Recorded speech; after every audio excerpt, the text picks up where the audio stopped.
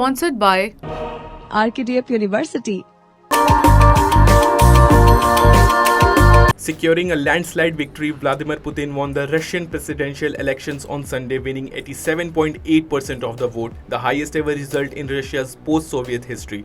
In his victory speech, Putin stated that Russia would not be intimidated by the suppression of the West and threatened the possibility of World War III if a conflict breaks out between Russia and the US-led NATO. I think anything is possible in today's world, and it's clear to everyone this would be one step from a full-scale World War III. I don't think people would be interested in that.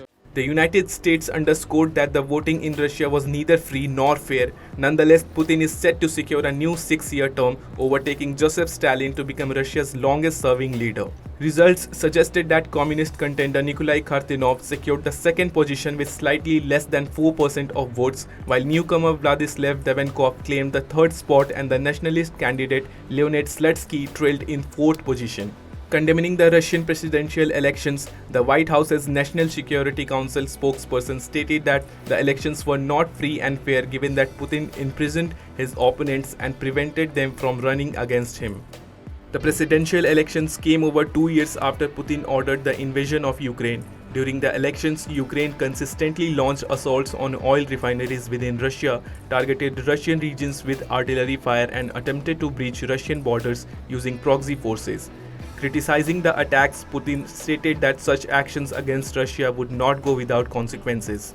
Giving a victory speech, Vladimir Putin cautioned the West on Monday, stating that a potential confrontation between Russia and the US-led NATO military alliance would bring the world close to World War III, which no one desires. I think anything is possible in today's world, and it's clear to everyone this would be one step from a full-scale World War III. I don't think people would be interested in that.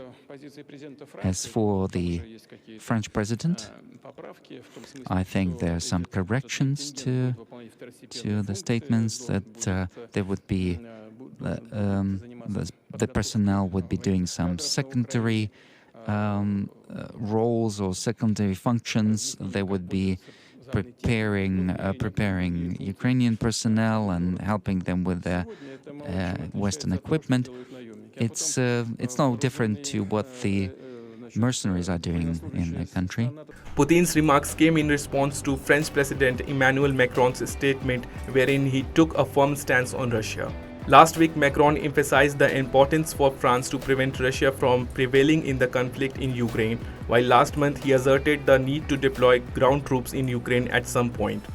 Meanwhile, Putin also mentioned the passing of his rival Alexei Navalny for the first time since his death last month and called his passing a sad event. Putin asserted that one of his colleagues had suggested swapping Navalny a few days prior to his death in exchange for certain individuals who are currently held in prisons in Western countries.